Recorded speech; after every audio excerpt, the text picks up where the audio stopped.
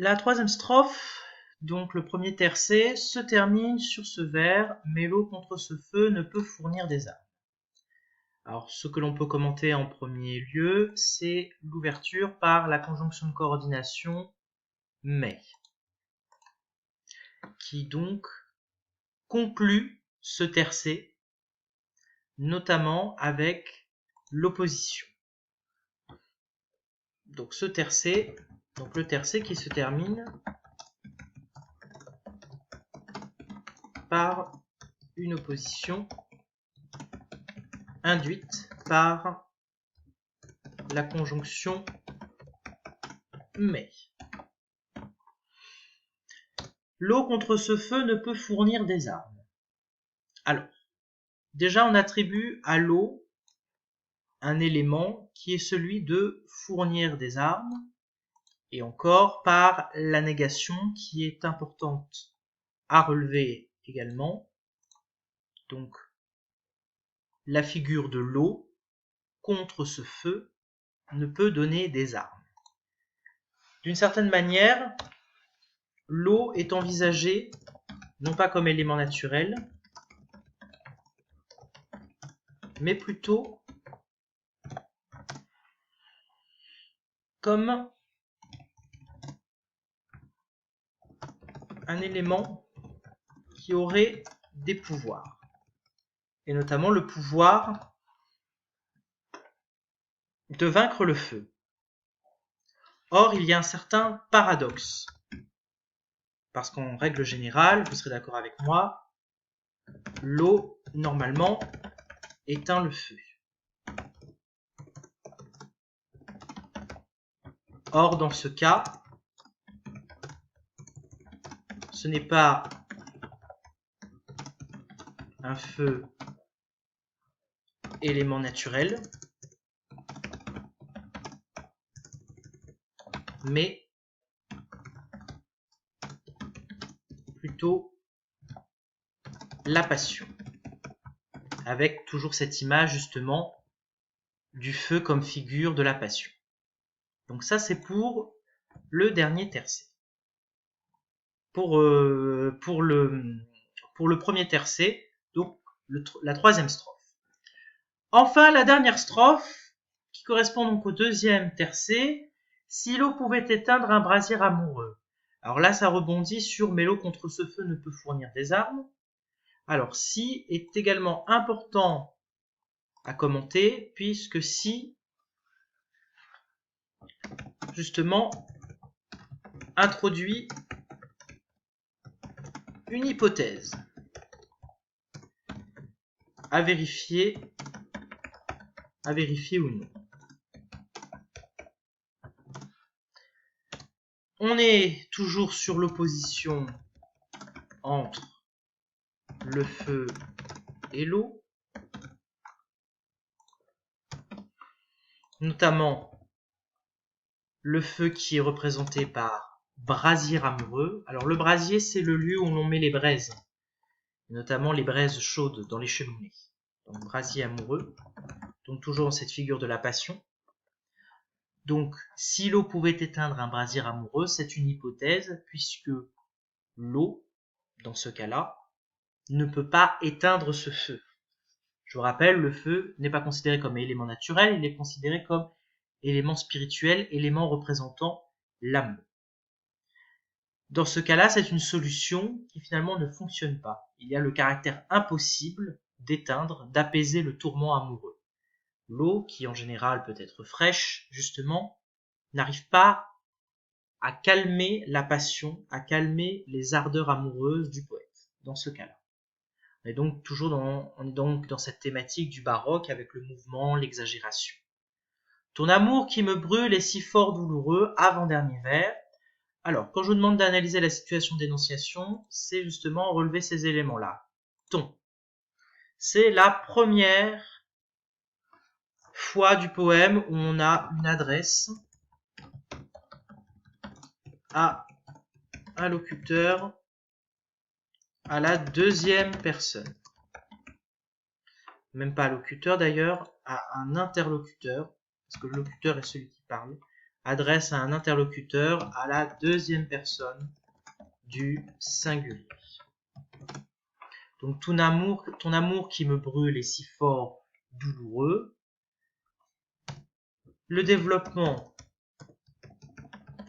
de la métaphore de l'amour violent par le feu. Donc toujours cette image du feu. Intensification avec si fort, douloureux. Alors dans ce cas-là, si a une nature différente que le si de cette strophe-là. Si, dans ce cas-là, sert à introduire une phrase, alors que celui-ci sert à introduire un groupe nominal, ou dans ce cas-là, un groupe adverbial. Donc, et si fort, douloureux, donc très grande insistance, donc si fort. Dans ce cas-là, on pourrait parler d'hyperbole, parce qu'il y a une exagération. Parce qu'exagération.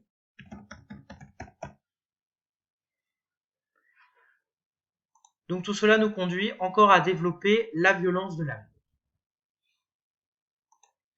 Le dernier vers, je vous rappelle qu'on appelle la pointe ou la chute. La pointe, donc, qui est là justement pour donner quelque chose de surprenant à la fin. Que j'eusse éteint son feu de la mer de mes larmes. Au fond, jusque-là, le poète nous avait induit que l'eau qui était développée jusqu'ici, c'était la mer. C'est-à-dire l'océan, l'élément naturel. Or, il y a un deuxième élément qui correspond à de l'eau salée, ce sont les larmes.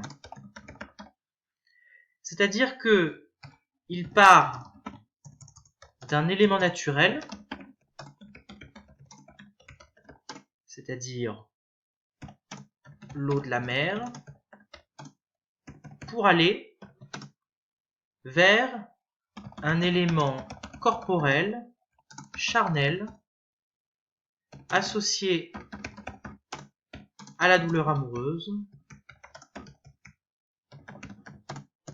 Alors, douleur amoureuse, que sont les larmes.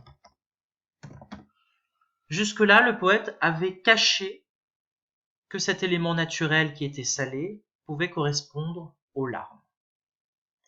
On a donc ce rapprochement entre la mer de mes larmes. Alors la mer de mes larmes, on peut aussi considérer que c'est une hyperbole. Il y a une exagération puisque on ne peut pas pleurer autant de larmes au point justement d'obtenir une étendue qui puisse faire la taille d'une mer. Donc ça peut être justifiable également. Et donc on est à l'apogée. Alors l'apogée, si j'arrive à avoir le et. Donc on est à l'apogée, c'est-à-dire au paroxysme, c'est-à-dire au point le plus haut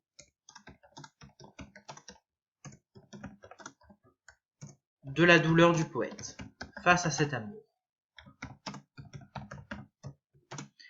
D'où la question que nous nous étions posée, c'est-à-dire comment mêler la virtuosité poétique, donc la virtuosité poétique à travers les nombreux jeux sonores, et l'expression justement de la douleur du poète, la vision de l'amour avec ses hauts, avec ses bas, mais en tout cas exagéré.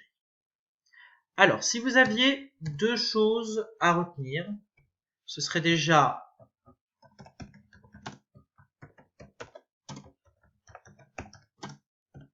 la figure de la périphrase,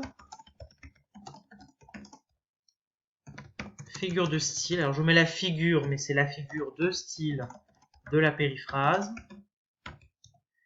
Donc vous l'avez dans votre feuille sur les figures de style, dans la catégorie des figures de substitution. Elle remplace un terme par un autre terme ou par toute une expression. Donc, dans cette famille-là, vous avez également la métonymie et la synecdoque. Alors, on avait parlé de la métonymie dans le cadre d'une lecture analytique d'un texte d'Amélie Nothomb. Et puis, je pense que ce qui est important à retenir aussi, c'est le genre de ce texte, alors, dont je n'avais pas évoqué avec vous. Donc, le genre que l'on nomme l'élégie. Donc, élégie. Je vais y arriver. Hop là. Donc, élégie. C'est bon. Donc, élégie. Alors, élégie, ça n'est pas une forme de poème, donc comme on a vu en séance 1 de la séquence. C'est plutôt une tonalité, donc comme la tonalité pathétique, comme la tonalité fantastique, tonalité que nous avons vue précédemment. Donc, l'élégie, c'est un poème lyrique qui exprime une plainte liée justement à l'amour déçu. Liée à l'amour déçu, à la douleur ou encore au deuil. Vous pouvez rajouter également forte proximité avec la mélancolie, avec le sentiment de mélancolie. Voilà. Donc c'est tout pour la fin de cette lecture analytique. Bon, j'avais dit que je la ferais en moins de 10 minutes. Bon, il m'a fallu 2 vidéos. Chose que je vais essayer de corriger par la suite. Alors, cette séquence est terminée. Je considère que nous avons fini avec la poésie. Donc, retenez surtout la périphrase et l'élégie qui sont vraiment deux notions importantes que vous reverrez l'année prochaine.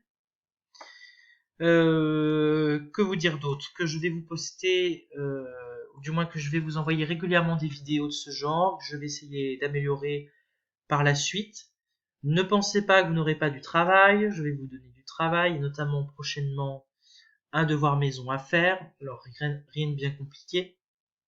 Ce sera du même style que la maquette de livre que je vous ai demandé de faire ou l'interview de l'auteur sur l'autobiographie.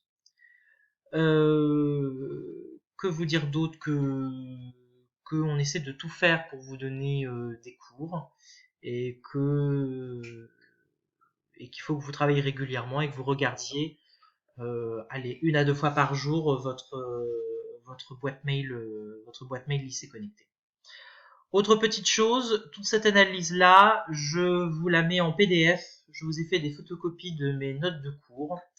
Donc vous allez retrouver tout ce que j'ai pu faire sur cette vidéo sur papier. Donc soit vous regardez tranquillement la vidéo et vous en retenez ce que vous voulez.